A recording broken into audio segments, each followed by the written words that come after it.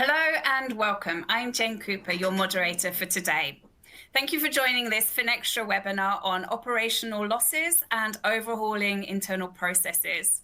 We'll be discussing the drivers for change, the path to transformation, how to change processes, and what financial institutions could and should be doing. And we'll be discussing a whole lot more. We've got some great speakers today. Their microphones and cameras are all working, so we're off to a good start already. So thank you to them for joining us. And thank you to SmartStream, who have made this webinar possible. They have made a report available for download. In your viewing console, you should see the report, so you can download that and read it later. So the topic of the report, which has been published with Finextra, is on the same topic as this webinar, and about whether operational losses are just a cost of doing business or whether they're avoidable or unavoidable. Well, if you read it, you'll find out. Also, in your viewing console, there's a Q&A box. So I urge everybody watching this, everybody in the audience, please send in your questions. And please make your questions simple. Think like a tweet rather than a long paragraph. Simple questions are good. The earlier you send them, the better.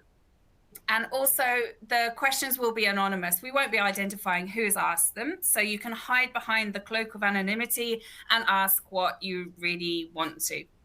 We also have a poll question for you. So we want everybody to get involved and make this as interactive as possible. So please get involved in the poll as well.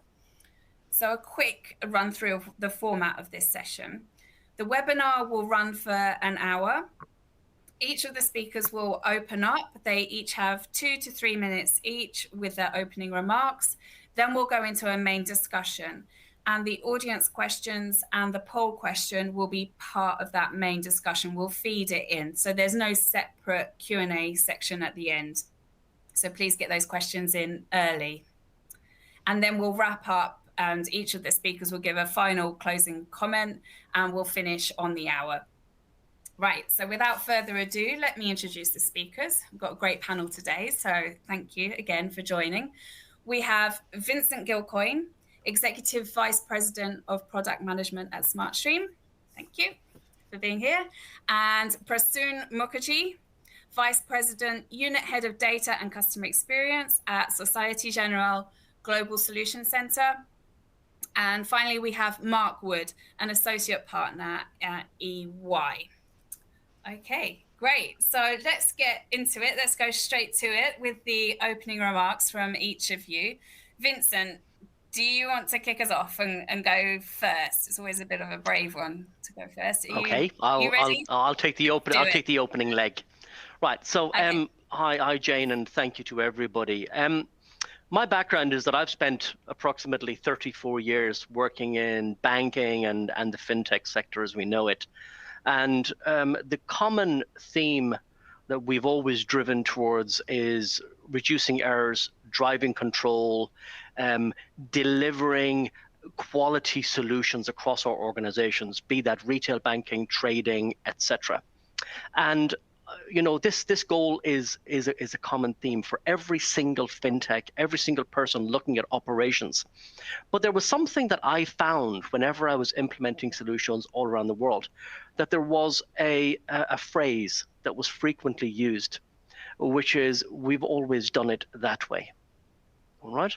And I spent some time looking at that, and I was saying, well, okay, there are points in time where it may be relevant.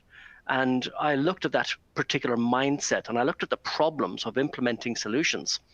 And more recently, I was looking at a study from the Operational Risk Exchange around operational losses. And the figures were actually quite shocking.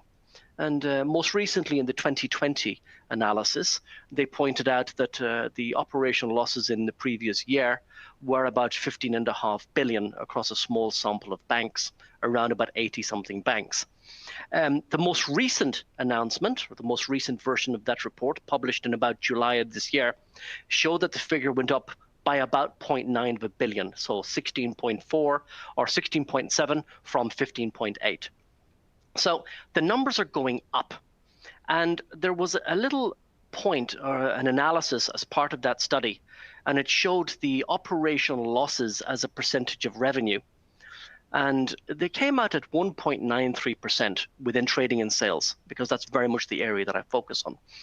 And my question to anybody listening is, if I were to design an instrument, a financial instrument, that you could trade and it would invariably give you about 200 bips of a margin, would you trade that? Would you do everything in your power to actually trade that? Because that is exactly the amount of money that is being wasted in operational losses. And I'm going to rely on my other colleagues to discuss that and to share their insight on that particular problem.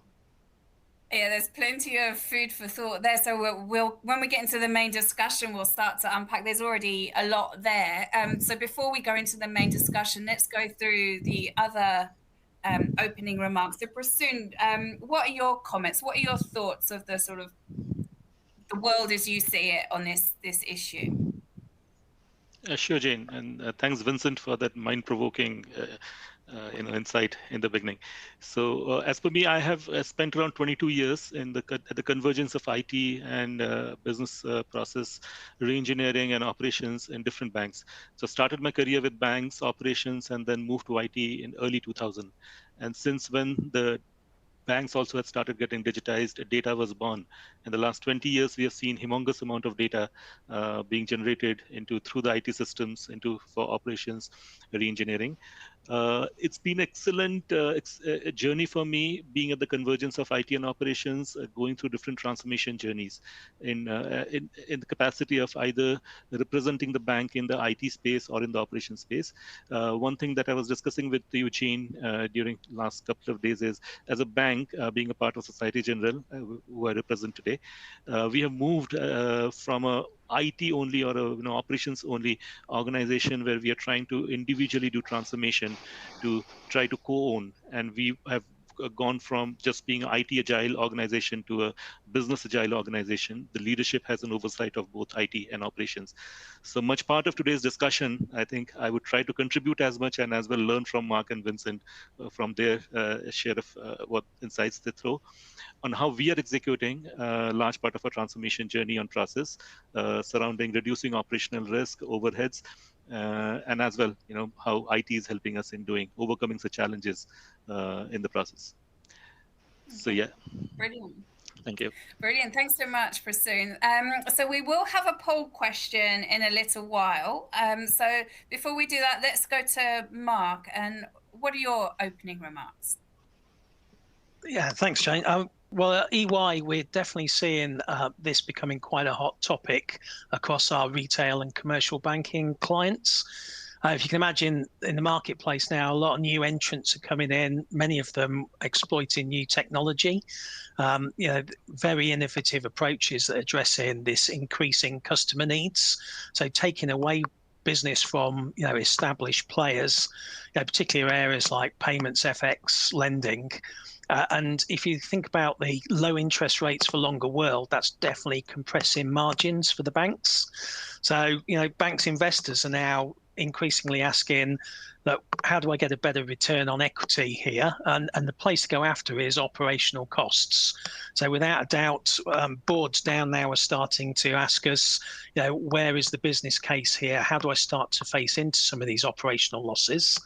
And I think the conversation is definitely complicated by, just the complexity of the, banking business model and architectures. How these organizations have grown over the years does make it extremely difficult from an operational perspective, and I think that's where the operational imperfections, the process and errors start to creep in.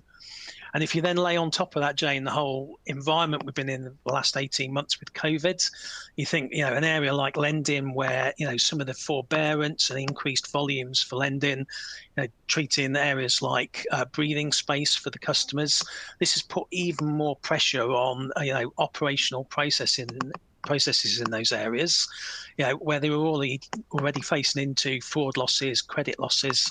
So I think there's a real inflection point in the industry now where organisations are starting to turn around and say, we can't ignore these operational costs, these operational losses any longer. One, because of the financial benefits, but also the regulators saying, look, what are you doing to face into these conduct risks and the impact that it has on the customer? So a very timely point to have this conversation.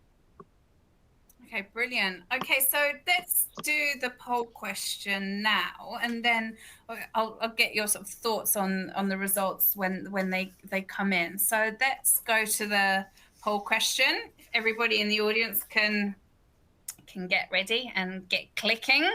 Okay, so let me read it out. So this refers to how Vincent opened, or the point he was making about the losses. Reports confirm that an increase in operational loss events is set to continue. Does your organization report on the cost of loss events? So operational losses are going to continue. Does your organization report on the cost of loss events? Interesting. Prasoon, would you like to tell us whether your organization reports on the cost of, maybe you're not allowed to tell us. Yeah, in fact, I responded to the question being a panelist as well. Of course, we do. And as a matter of transparency, we have to do and be that much transparent with our engaging clients. And it does go in the annual reports as well. So it's definitely one of the transparent elements of reporting from a bank context. And after 2008, with all the host of regulations coming in, it's mandated as well that we report them. Brilliant. Okay, so let's talk about the current state, like how we got into this mess, and maybe a bit more about the drivers for change. Vincent, maybe you could unpack a bit more. If you were to simply explain, like, how we got into this state, like, how would you sum up what the essential problem is here? I think that both Prasoon and Mark have alluded to many of the elements. What we've done as an industry, if we look at banks, financial institutions, etc., they have grown to a large extent. There was a degree of organic growth, and that creates with it a degree of technical debt. There's a term that's bandied around in the industry now about technical debt. We've got to change our systems because of new technologies, etc.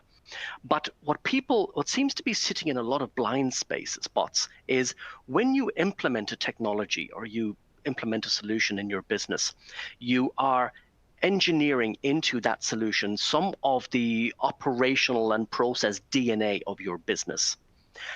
Some of it good, some of it bad. All right. What people typically don't do when they look at their processes is say, which parts of my processes are absolutely of a regulatory nature, are absolutely obligatory, and which ones are kind of like performance, behavioral, etc., and are local to my organization. So what actually happens is you implement a solution and you engineer into it the operational and process DNA. That is becoming, manifests itself later as being operational debt. Because then down the road, you go to change a system and you're now implementing something with processes that have been engineered in. And rather than the people revisiting the processes, they're actually saying, I'm going to put in a technology and I'm going to make it fit to the processes. Rather than looking at things like target operating models, best processes, best practices, bring it in and looking at it with cold eyes or with experienced eyes, or organizations that are able to look at it and detach themselves from the emotional or the DNA element of the financial institution itself and really put in what should be done. All right. So if we look at it, this has evolved over years or decades using different technology stacks, different operational behaviors, and in some cases, a lot of it can actually be coming from external regulations and or internal compliance. So these frictions, which are indelibly linked, the technology friction and the technology debt and operational debt, you cannot separate them. right? You cannot really get a best practice operations without looking at the technology, and you cannot implement the best technology without looking at your best practice processes and operations. All right. If you change one without changing the other, you're engineering operational debt into your technologies. If you change your processes without changing your technologies, you're engineering technical debt into your processes. All right. So you really do need to look at it dispassionately. Okay, and that's what I think has happened over the years and or the decades in many cases. Yeah, that's interesting. Prasoon, I'd be interested to hear if that rings true for you and whether you're invested yourself emotionally in these processes, and do you get caught up in the sort of the DNA, and do you ever find yourself saying, well, that's the way we've always done it? I mean, does that ring true for you, or are you a dispassionate observer of all these things? No, I was getting excited to just comment to what Vincent mentioned. When looking at what plagues operations, we many times go technology first, right? And see as the holy avatar for solving all problems is to adopt a new piece of technology and solve the problem. And that's the biggest blunder in my career that I've seen, not as part of this bank only, but as part of many other ecosystems where we've tried to do. It's not the right process. So if we want to do business process engineering, we adopt a model now, what we call as a domain-driven design, popularized by Eric Evans, and we kind of have it in our DNA. We study the process as what brings in that process from a business rational perspective. Then we kind of lay over on top of the business rational the process workflow, then the application landscape, which is suiting the process and what applications we are using, and then on top of that, the functional flows and the data, right? Based on that, it is best to find out what are the right use cases to automate. Anything that can be automated should not be automated. And that's what we have experienced in the past when we do the overhead, the technical debt, which Vincent was mentioning, kind of increases in the future years if those use cases which we automated are not the right races, which are representing the need for process reengineering, process transformation. So that being the first one. The second is the overhead of regulations is, of course, on top of all banks post 2008, whether it be in the form of FRTB asking us to separate our banking books to the trading books, MiFID, which is making our the demand for credit controls much smoother. So these regulations are sitting on top of us, and we are trying to see how much of cost is needed to be able to meet those regulations and still be operationally efficient. And the third thing is data. Data is everywhere, right? At a time when we are trying to re-engineering the processes, if banks are not in control of the data, much part of operational efficiency cannot be brought in. So really, the struggle is how we can bring in an efficiency in the form of cost by keeping all these levers in mind, data being one which is very important. And of course, I think earlier we have discussed, Jane, the implication of complex vendor applications, which are also sitting on every bank. Some of them are humongous, cutting through front, middle, and back offices. Many times when, as banks, we are trying to move 100 meters race towards process or technology transformation, and we are in partnership with vendors, but they are kind of running a mile, it becomes a challenge. So we have to work in tandem, we have to work in partnership, and see how, as part of process, if you want to evolve, technology can help us in partnership with vendors. This one thing I would like to touch upon a little more detail at a later stage, but now, handing it over to you, Jane.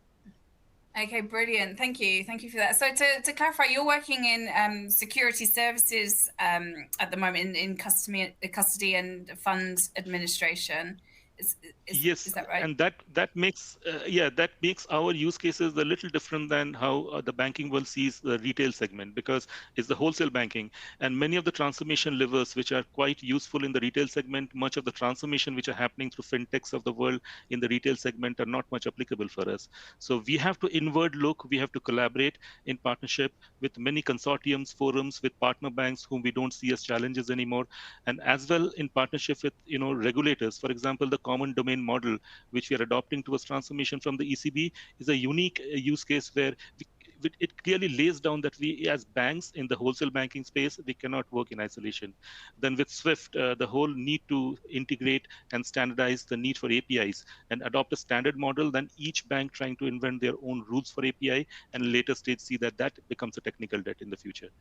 So the need to collaborate, which we used to erstwhile see as competition between partner banks, consortiums, and as well as the regulators, is, I think, one of the biggest tools towards process reengineering, innovation, and bring in those controls. Okay, brilliant. So over the course of this webinar, we'll be drawing out the general themes that apply to all kinds of banking. So Mark, I believe your specialism is not security services, it's retail and commercial banking. So would you like to sort of comment on what you've heard from Prasoon? And you've got loads of different clients, so you're seeing lots of different things. So how does that compare with your experience? No, very, very familiar, and it's agnostic across the industry. We're all seeing it. So, I think my advice would be, really spend some time on the business case for this. Now, the question you've asked here about operational loss events that we've all replied to, I mean, that has a real business case with it. This is money, cash going out of the business. So at the heart of a business case will be a real quantifiable benefit, and we've got some great examples we've helped clients with across fraud, payments, credit and lending, etc. And with that comes the FTE cost as well of managing all of these processes. So we'd say, back to Vincent's point, it's not just about the process, it's the technology, it's bigger than this.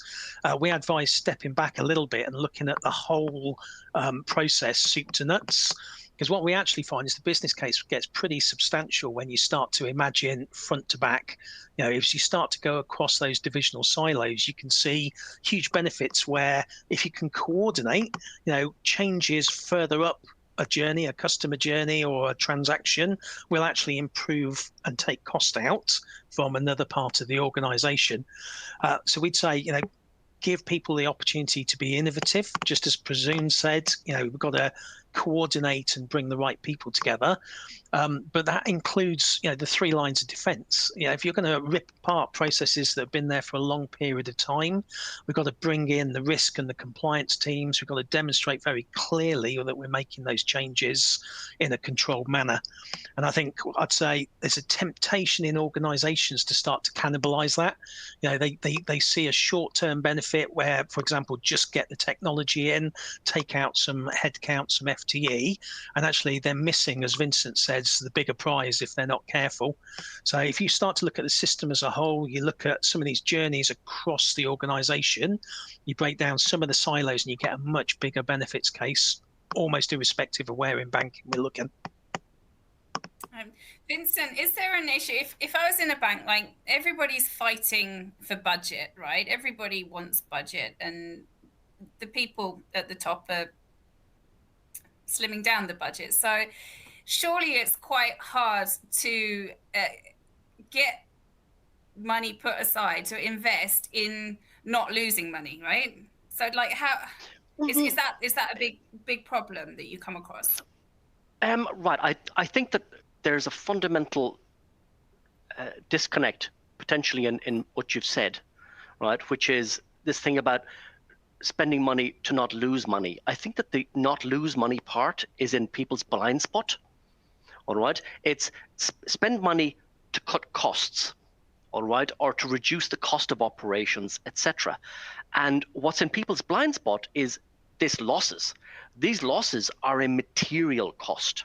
All right. But there is no return on investment calculation that says, if I do this, I'm going to reduce my costs, and what's the probability of me reducing my number of operational losses? And if I can figure in, for example, a reduction of 1 operational loss in trading and sales in a particular activity, that saves me potentially $2 million or 2 million euros. All right. That variable in the ROI calculation or the cost justification is missing. All right. They're talking about FTE headcount reduction.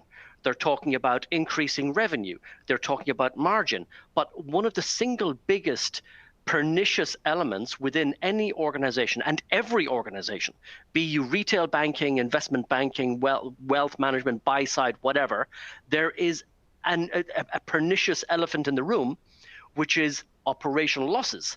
And it is a direct cost. And when you read through the report, you'll see the magnitude of this number, and it is not figured into any ROI calculation that I've ever seen people having, and they need to fit it in, except obviously by Prasoon, because he's just put his hand up to say, I think he probably does add this in. I'd really appreciate his perspective. Vincent, and I think Mark, yeah, exactly, and Mark also pointed out at some part during his opening note. See, many times the benefits that come through re-engineering processes may come in the long run. What we could reduce as operational loss could come in the long run. The race to reach an ROI, which is a yearly phenomenon in terms of a KPI that we are looking at, and many times they're even 6 monthly, completely dilutes the intent of innovation, intent of process re-engineering. I remember when Vincent, you were saying there's this context very well crafted by Clayton Christian, and he separates out innovation into 3 brackets. The first being the disruptive innovation, which leads us to sustenance innovation, and then the efficiency innovation. And management, sometimes they get so much wooed by the efficiency innovation feeding into the bottom line or the percentage calculation, which becomes the soul and the holy grail as a target, that the bigger purpose of innovation gets lost, and the transformations are many times killed in between if the return on investment is not coming in the same financial year. And this is not right. We all know, but we still kind of chase that to glory. Whereas the accounting systems over ages have told us any kind of innovation, any kind of R&D should not be written off in the current year's balance sheet or the profit and loss account, right? It should be amortized over time. While we know that, we don't exercise that. So the chase to ROI many times kills the purpose of reducing operational loss in the long run, which ought to come. So we as leaders have to be cognizant of it many times. Mark, I see you nodding along with that. Do you have anything to add? Yes, and it rings true, Prasoon. I mean, your question's right, which is, I can summarize it of, is there enough money to go around?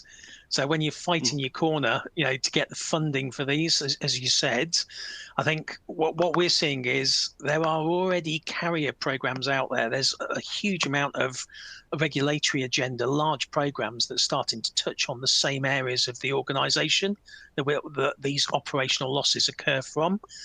If you look at all the money that's going into, transforming those legacy IT systems, the CIO agenda, huge amounts going into lift and shift of technology that Vincent alluded to. I think if you can get organized, if you can get this visible and the benefits that it brings into those programs, actually we're finding that while you've got the bonnet open on those large transformation programs, this is the time to raise it. These are additive benefits that actually stand up on their own, as Vincent's alluded to, but the maths works. And so we would say, use those same opportunities and work with the senior exec to get them in on those carrier programs. And then it becomes part of the portfolio. We can share some of the funding. And then crucially, subject matter expertise. What we tend to find as well is some of these systems and processes have been around for 20, 25 years. There's only a certain number of people in the organization truly understand them and can be innovative. So Prasoon will probably have seen this. Those guys are like gold dust. They're the crown jewels you've got to protect. You need to organize your portfolio around some of those pinch points. And so again, you get organized by carrying these and sharing those bottlenecks almost within your existing change portfolio.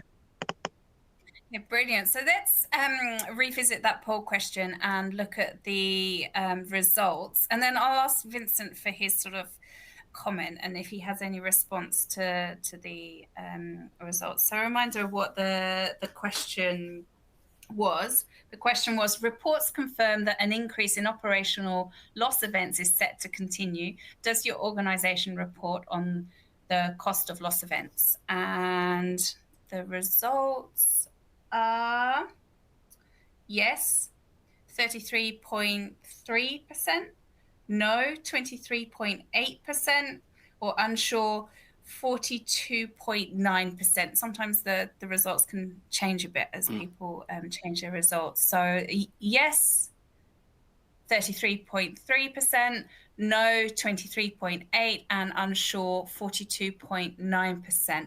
Vincent, what do you have any response or comment on those results? Is that what you would have expected? I tell you the truth, probably yes, because I think for many organizations, their ability to actually identify them is somewhat challenged, partly by the nature of the organization. So, Prasoon, as he explained, is in an organization that is very, very cognizant of the regulations, particularly in the aftermath of 2007, 2008, and the BCBS 239 regulation as it related to DSIBs and GSIBs. You'll see the different levels of control, regulation, oversight, insight, monitoring, etc. All right, is available. That doesn't necessarily permeate across the wider organization, but it also, if you look at it, the awareness of these actual losses for many organizations is in their blind spot. If you look at people very much on at the coalface from an operations perspective, from an IT perspective, I would be reasonably confident in saying that they are largely unaware of the magnitude in terms of monetary size, the quantity in terms of frequency of these events, not only across their organization, but across the industry as a whole. Okay, brilliant. Now, I have a question from the audience I'd like to ask to Mark. See if you can tackle this one. Can you give some examples of operational losses not typically captured by financial services organizations? Do you want to have a stab at answering that one? So I don't know ones. I'm not completely clear on ones that aren't captured, but ones that aren't clearly reported. There are some very sensitive areas here. So you can imagine operational losses, particularly around fraud, particularly around the resulting customer remediation, large amounts of complaints. I think, Vincent, we do see those in organizations. They're not necessarily widely reported or broadcast, but my goodness, there's a huge amount of focus on those areas. So I'd probably say, typically, if you just go to the raw numbers, you're underestimating exactly how much money is being tracked and managed in this area. And I think, some of the programs that we work with, quite rightly, are under non-disclosure. And so I'm sure there are other areas that aren't reported, but specifically that there's enough in there, including the hot sensitive areas, to go after. Other areas, there's parts of payments where we see, complex workflows, error handling. Some of those payments, it takes a while to track them down. They're often reported under other areas as have they got remediated or fixed. And sometimes they come under more generic operational processing costs. And for some organizations, those missing transactions, those lost costs actually is a known cost of doing business until they're fixed. So again, Vincent, sometimes we may say yes to this question of, are you tracking operational loss, but it's not always reported cleanly, if that makes sense.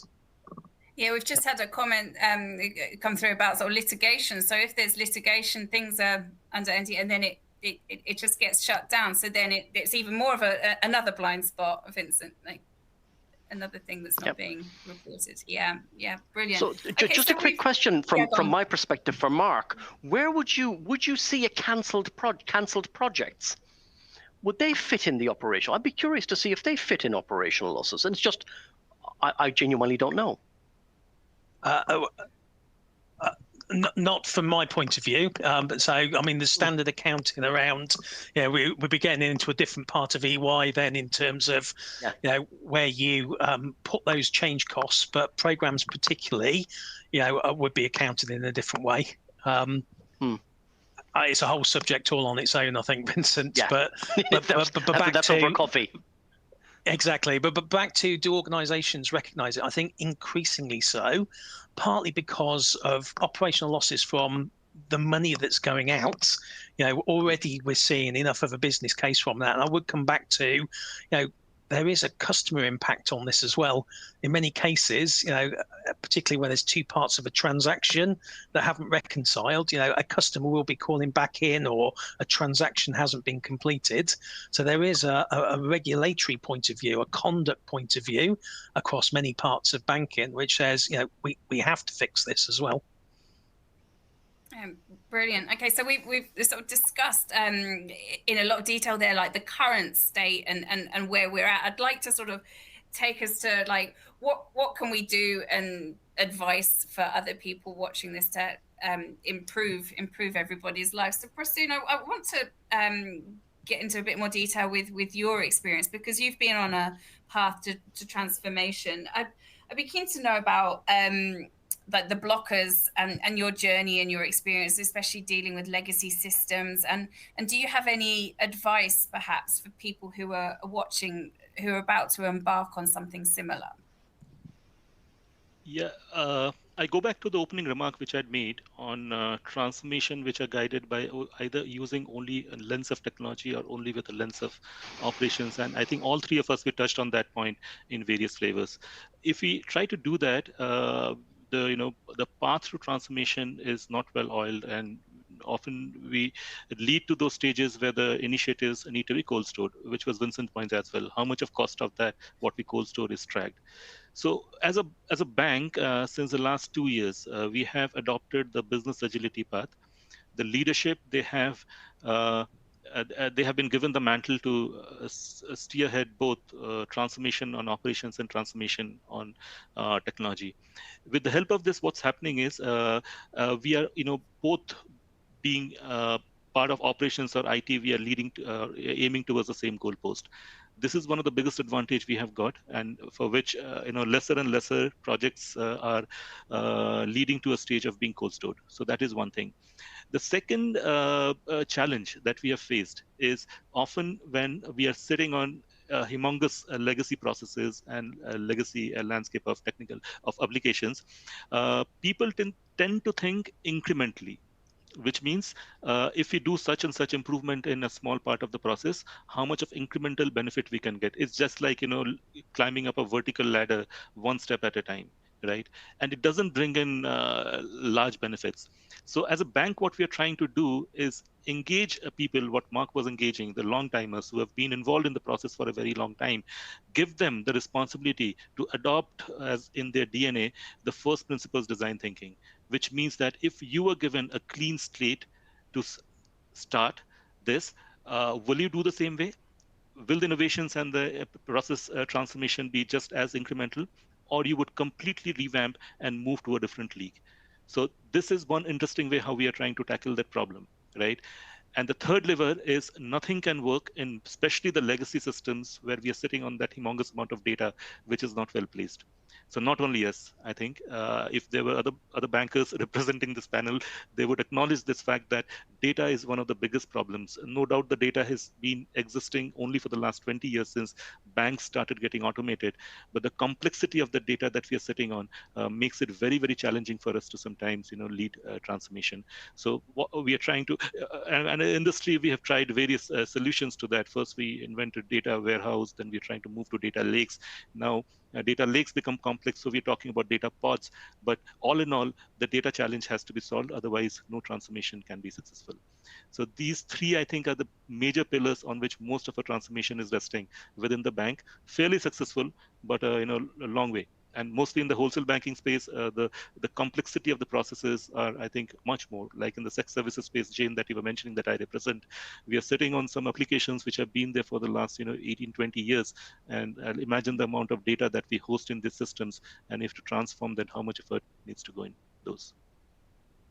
Okay, brilliant. Mark, do you have anything you want to add to that? I've also got a question from the audience for Mark. I feel like I keep springing the questions on you.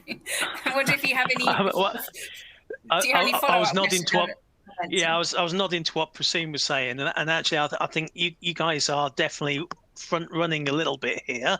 There's a lot, from what I've heard. I mean, there's a lot of organisations that culturally aren't quite ready for that level of empowerment, in a single team. So I'd imagine you've brought the business and the IT together. That subject expertise and the engineering teams and the data teams are working together.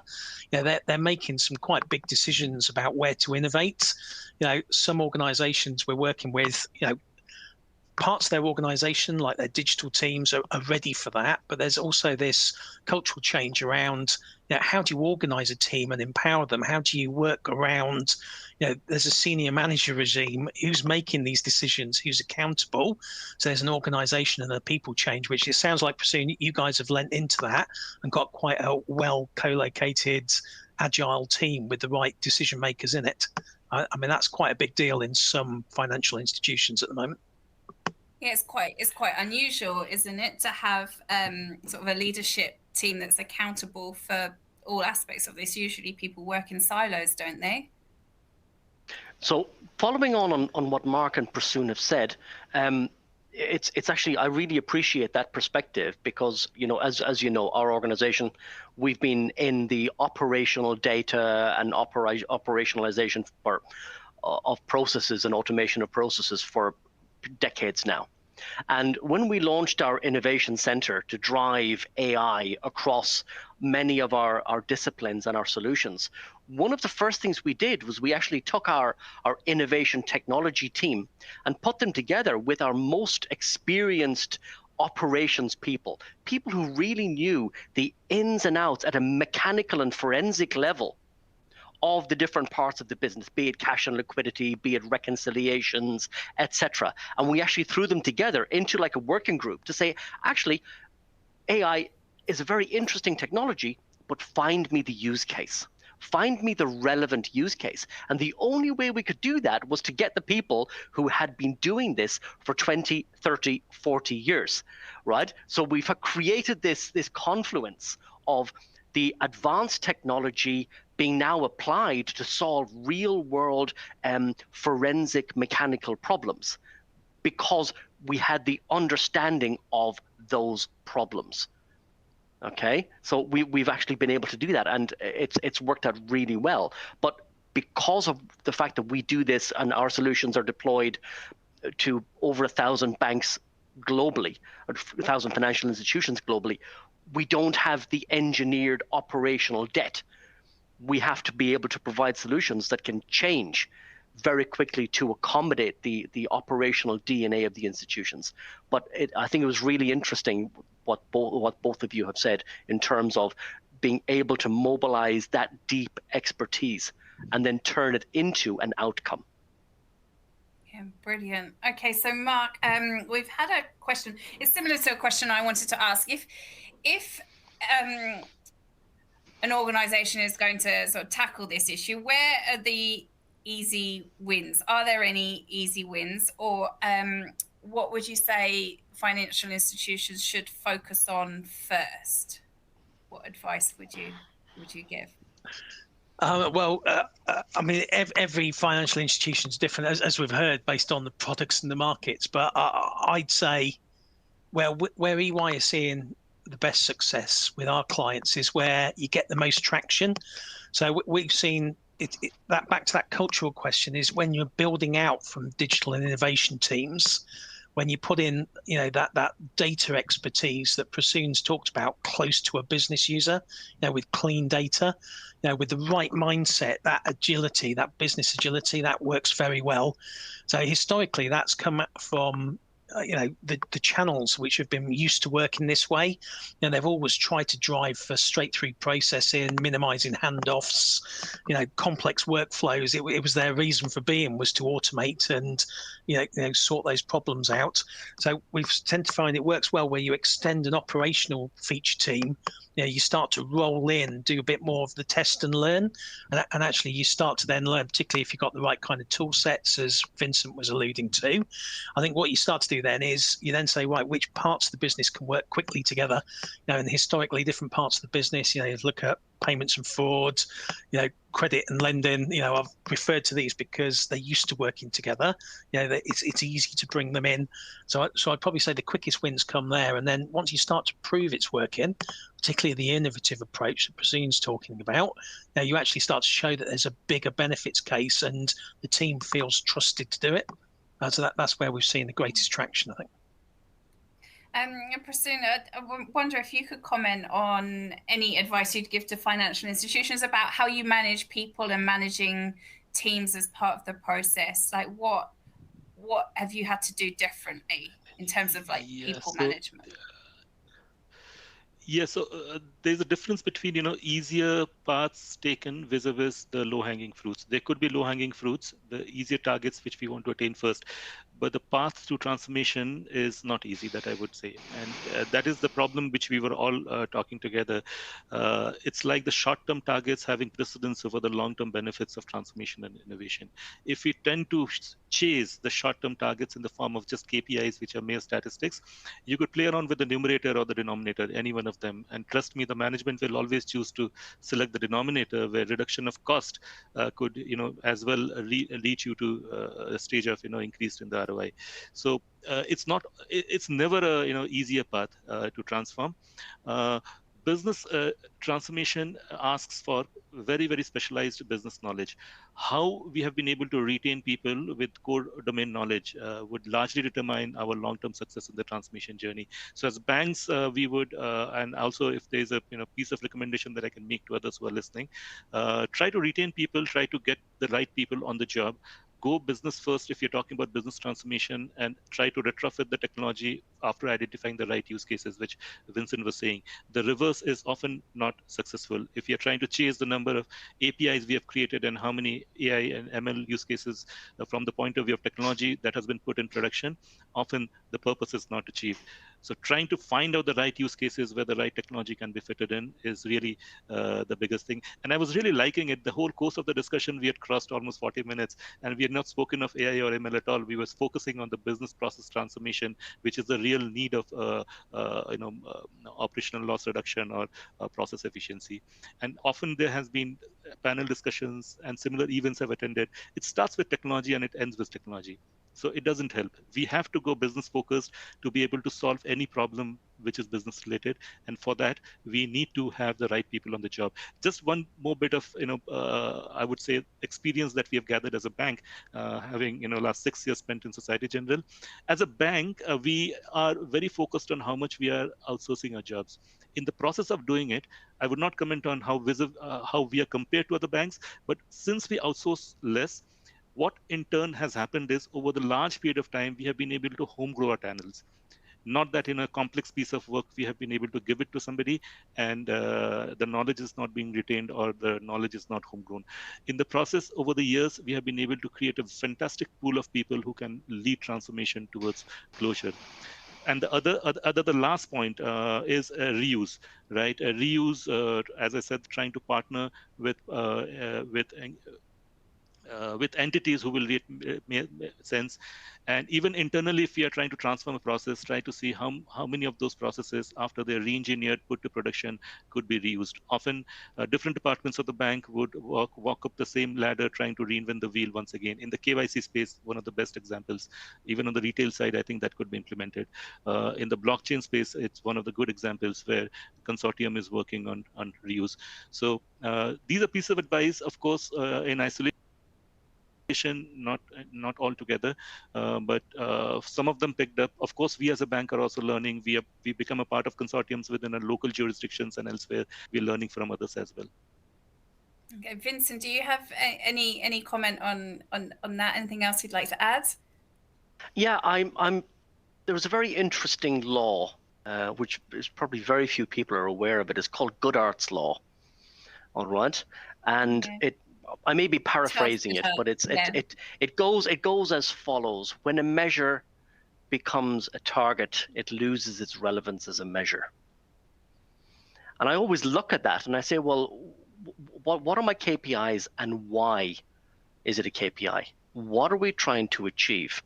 All right. Everybody was talking about VAR as a measure. Everybody was talking about STP as a measure. But actually, maybe we need to revisit how we measure the success, how we measure our outcomes. All right. And we need to revisit that and look at it, as Mark and Prasoon have said, look at them holistically, look at them in the short, medium, and long term. What are we really trying to achieve by re-engineering our businesses from a technology and an operational perspective, so that we have a full understanding of what is the true outcome? What is the true target? What is the true goal? Okay. I think that people need to change the mindset to really look at it in that way. Yeah, brilliant. And Mark, would you agree? Do we need to revisit how we measure success? Yeah, yes, actually, I do, Vincent. And it's a very good call, because I think some of those broader outcomes actually is how we get the buy-in for the wider people agenda. So Prasoon described about how his transformation programs set up and what he's doing there, but you got to remember those outcomes is how we get the senior exec buy-in. You know, they've got a lot to do to keep up with the pace of change here. I mean, these new technologies, when you got clean data, the automation, the robotics is fantastic. But at the end of the day, we're disrupting their processes, their controls. So we've got to be really clear about how we bring those that are responsible on the journey. And so, you know, to ask them to understand these new measures, these new OKRs, if you like, Vincent, you know, to sign them off and then stay up to speed with how data and technology is such an important part of their business operations now. I mean, those are the measures I think we would include as well. So good call, Vincent. Yeah, Prasoon, what would you think if you suggested changing how you measure success? Would that be an uphill battle trying to convince people to start using a different measure? Is it feasible? To change I think I already mentioned that, Jane, in different words, but I would rather have the long-term measurement criteria being brought in rather than any kind of short-term KPIs. And whatever Vincent paraphrased is leading towards the same philosophy. If we were to just shoot for the short-term KPIs, the purpose of transformation benefits is lost to a large extent in most cases. So I'm not able to comment over here what could be that measure in the long term, but unless we have a long-term view, we don't. At the end, if we try to pick up 10 best transformation cases in any organization which was successful, trust me, 7 to 8 of them would have lived life longer than a year's time. And when we try to measure the outcome within a short term, we are killing the purpose of it. And often people also kind of fizzle out because they know in a short term this would not be realized. So it doesn't work. Yeah, and it's true. brilliant. When you take the short term, when you look at the short term views, you will always look back and have missed opportunities. And that is probably, the single biggest regret, the number of times that you've seen where stuff was implemented in haste towards achieving a shorter term goal. You look back on it 2 years down the road and you've created either a technical or an operational friction or a debt that you now have to remediate. So this is one of the things that I think many organizations are embarking on, and they need to have that dispassionate step back and say, what are we really trying to achieve? Okay, and Mark, can I ask you about the future and like where we're all headed? Like, where's the industry heading, and what do you think the future should look like? That's a tough call, but I think it is a personal point of view, but definitely that there are certain themes now which says, they've kicked the can down the road long enough on IT transformation. There's some core platforms out there where it's burning. So there are some organizations that are about to invest in large technical transformation, which is a brilliant opportunity for operational transformation alongside it. Lots of our clients talk about enterprise agility now. How do we get the right culture in place so that we can then start to allow people to pursue this agenda? And I think Vincent's point about what outcomes we're trying to achieve, this is the time to start to get those broader targets, those longer term roadmaps into the strategy. And I think there is a place for these operational losses in there. And then finally, I know we haven't spent much time on it, but I think the data and the automation, now that analytics and the data cleansing is just so much has been sunk into this. It's an opportunity to get that really close to the business. Get your 3 lines of defence up to speed, the governance around it. I think there's a real opportunity for the industry to actually empower those people and actually get part of this problem resolved. Yeah, and Vincent, what about you? What do you think the next steps or what the future holds for the industry? I think Mark has hit on something that I firmly believed in for quite some time. Many organizations do not have a risk management problem. They have a risk understanding or a risk analytics problem. Mm-hmm. They don't understand at a forensic level where the risks are from the point of view of market, be it real-time, moving, be it operational, structural, ecosystem, etc. So, if you look at the problems that Prasoon was talking about all these different disparate data sources, etc.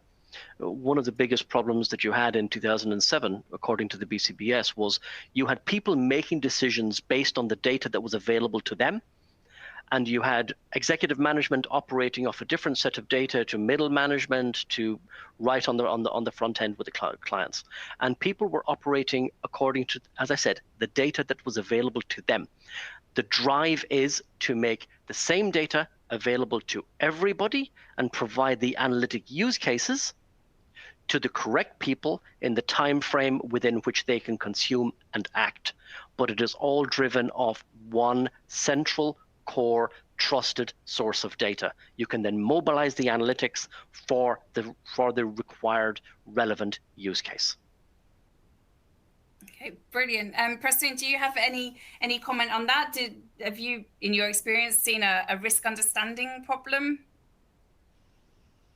No, we're actually becoming more vigilant, cognizant of risk. And right from ground up, from the technology teams to the operations team, we're trying to embrace the understanding of risk management in the post-2008 era. And even if we were not supposed to do it, I think the host of regulatory norms, whether it comes in the form of MiFID, FRTB, Volcker, all are sitting on top of our head. There is no way we can dilute our understanding of risk report as well. For example, I'll give you one small example where pre-2008, much of the over-the-counter derivatives would not be reported because they were all off-balance sheet items. But now, Vincent, you open this conversation by asking if with a BIP points, would I be agreeing to get into that trade? But the point is, here, ESMA has put up a rule where all information about over-the-counter trades have to be reported to trade repositories. It has added to humongous amount of cost on our side, which we have implemented over the last few years as how to do it. But no doubt it's an operational overhead. To come back to your question, Jane, the cognizance about risk understanding is increasing over time in banks. So lesser chances that we would not be able to do that. But in terms of the question of where banks are being led to in the future, my view is digitization is going to be at a 10x speed than what it was earlier. Technology is helping us to adopt to that. That will definitely happen. Regulations, if we think as regulations are going to get diluted and going to get easier, fintechs will have a easier playing ground than the banks. Trust me, regulations will become stronger and stronger. And at some point of time, either the fintechs of the world will handshake with the legacy, or the legacy will handshake with the fintechs. And the area of fintechs and the legacy will get consolidated too. Like erstwhile, we have seen many consolidations happening. And the last point is about people. People will become more knowledgeable in the coming years. They will embrace not only technology, but as well understanding about business, because without the marriage of either of both of them, I don't think so any transformation can live. And both Mark and Vincent have also pointed that out, and I completely agree to that. Thanks. Okay, brilliant. That's a nice summary of all the issues. Maybe Mark, can I go to you and get your sort of final, could you do a sort of similar summary, maybe like 40 seconds, if you can time it, do a sort of summary of the issues as you see them? Yeah, so I think we've moved from these growth and adjacent business cases with my clients to an opportunity to start to bank some of these benefits, for operational losses. I'd say because of the timing, that it's becoming a larger transformation. So if I was going to pick one thing out of the conversation we'd have, it's going to be all about the people. How do you put the business knowledge with the engineering knowledge to get this innovation in with this smart new technology, and at the same time clear the path for decision making, sort the governance out, which will allow them to prioritise the operational losses and move at pace.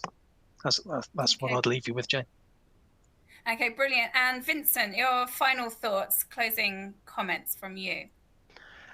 From my perspective, the goal towards choosing the correct technologies, choosing the correct technology partners, having strong dialogues about what you're really trying to achieve, and also being prepared to consider different ways of doing things. All right. So from us, we can share the insight from 1,000 organizations, and we may challenge ideas, but it's really about the challenge is actually the important part, being able to ask, why are we doing things a particular way?